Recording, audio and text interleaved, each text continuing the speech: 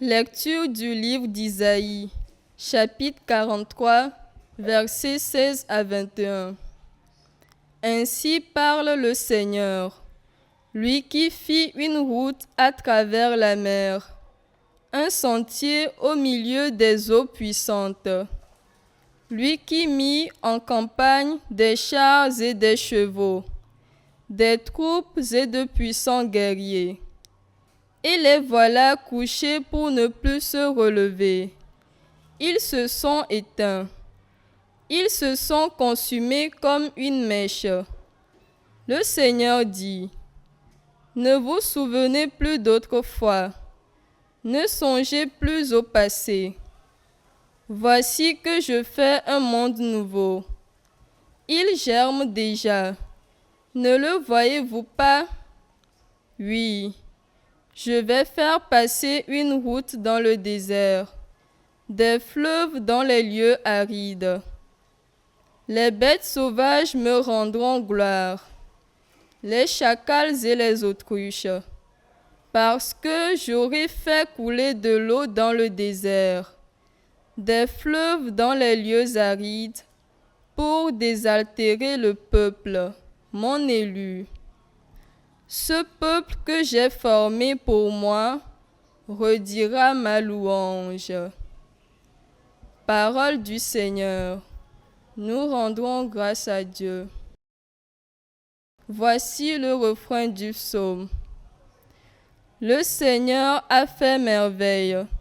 Nous voici dans la joie. Le Seigneur a fait merveille. Nous voici dans la joie. Quand le Seigneur ramena les captifs à Sion, nous étions comme en rêve. Alors, notre bouche était pleine de rire. Nous poussions des cris de joie. Le Seigneur a fait merveille. Nous voici dans la joie. Alors, on disait parmi les nations, quelle merveille fait pour eux le Seigneur!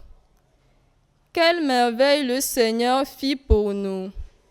Nous étions en grande fête. Le Seigneur a fait merveille. Nous voici dans la joie. Ramène, Seigneur, nos captifs, comme les torrents au désert, qui sèment dans les larmes, moissonnent dans la joie. Le Seigneur a fait merveille. Nous voici dans la joie. Il s'en va en pleurant. Il jette la semence. Il s'en vient dans la joie. Il rapporte les gerbes. Le Seigneur a fait merveille. Nous voici dans la joie.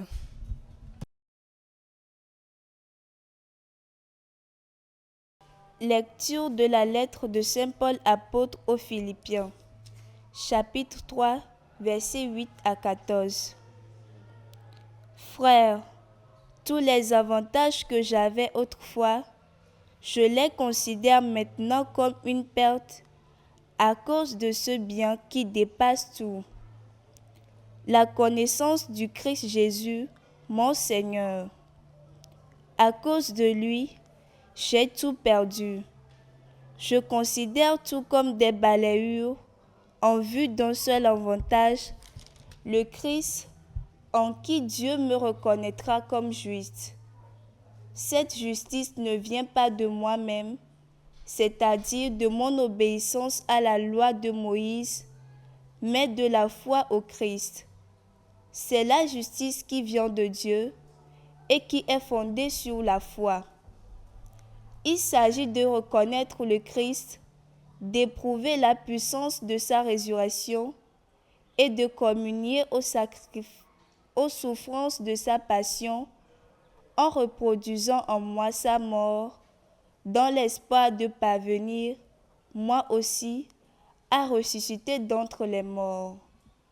Certes, je ne suis pas encore arrivé, je ne suis pas encore au bout, mais je poursuis ma course comme j'ai moi-même été saisi par le Christ Jésus.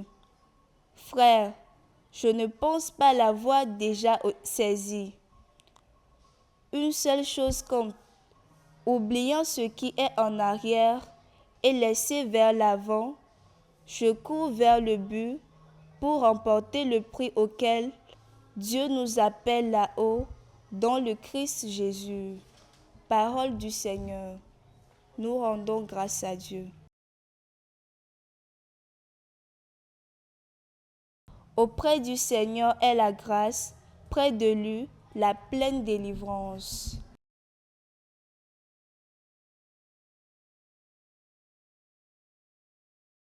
Évangile de Jésus-Christ selon saint Jean. En ce temps-là, Jésus s'en alla au mont des Oliviers. Dès l'aurore, il retourna au temple. Comme tout le peuple venait à lui, il s'assit et se mit à enseigner. Les scribes et les pharisiens lui amènent une femme qu'on avait surprise en situation d'adultère. Ils la mettent au milieu et disent à Jésus, « Maître, cette femme a été surprise en flagrant délit d'adultère. Or, dans la loi, Moïse nous a ordonné de lapider ces femmes-là. Et toi, que dis-tu » Il parlait ainsi pour le mettre à l'épreuve, afin de pouvoir l'accuser. Mais Jésus s'était baissé et du doigt, il écrivait sur la terre. Comme on persistait à l'interroger, il se redressa et leur dit, « Celui d'entre vous qui est sans péché, qu'il soit le premier à lui jeter une pierre. » Il se baissa de nouveau et il écrivait sur la terre. Eux, après avoir entendu cela, s'en allaient un par un, en commençant par les plus âgés. Jésus resta seul avec la femme, toujours là au milieu.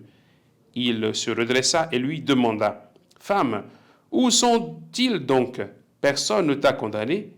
Elle répondit, « Personne, Seigneur. » Et Jésus lui dit, « Moi non plus, je ne te condamne pas. Va et désormais ne pêche plus. » Acclamons la parole de Dieu. Louange à toi, Seigneur Jésus.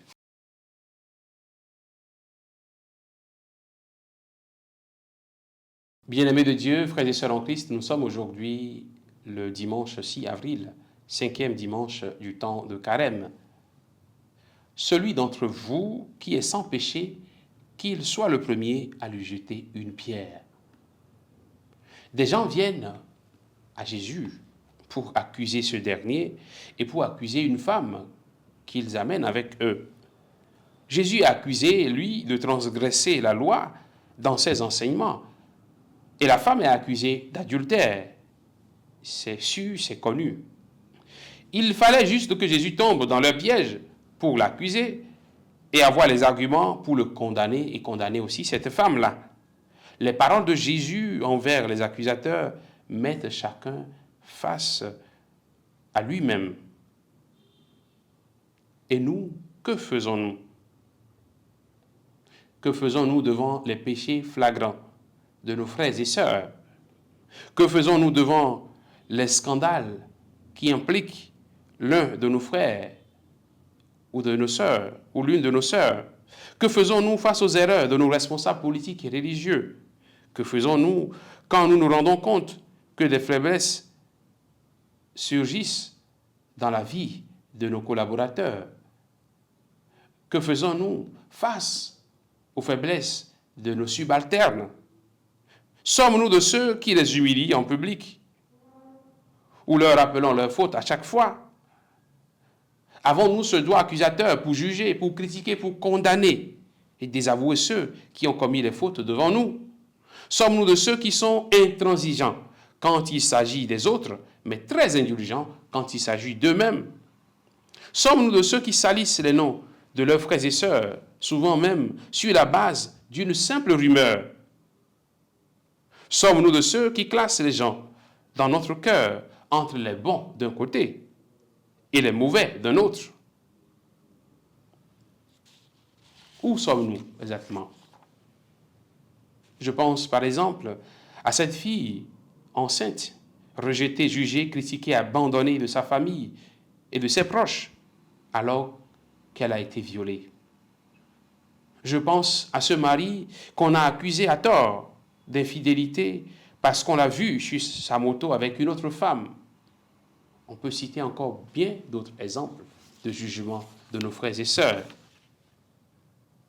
Ou bien sommes-nous plutôt de ceux qui sont comme Jésus, qui ne condamne pas, mais qui encourage à prendre confiance en soi et à faire un nouveau chemin vers la conversion? Sommes-nous de ceux qui encourageons les frères tout en les corrigeant, mais qui leur donnent encore une chance pour se relever? Le Seigneur nous invite à ne pas condamner, puisque nous sommes tous pécheurs et nous avons besoin de la miséricorde de Dieu. Le Seigneur nous invite à ne pas juger, puisque nous avons péché nous également. Que le Seigneur nous donne la grâce de la miséricorde pour tendre la main à nos frères qui sont tombés, pour les relever et non pas les condamner et les plonger davantage dans leurs fautes. Que le Seigneur nous bénisse en ce jour, qui nous donne la force d'aller de l'avant, qui nous donne la force de sa miséricorde, afin que nous devenions miséricordieux comme lui est miséricordieux. Qui nous bénisse au nom du Père et du Fils et du Saint-Esprit. Amen. La SMA Togo TV vous propose dès à présent ses services de reportage photo, vidéo pour vos différents événements. Mariage, anniversaire, concerts, conférences et même les veillées funèbres. Et ceci en soutien à la mission de l'évangélisation. Contactez-nous au numéro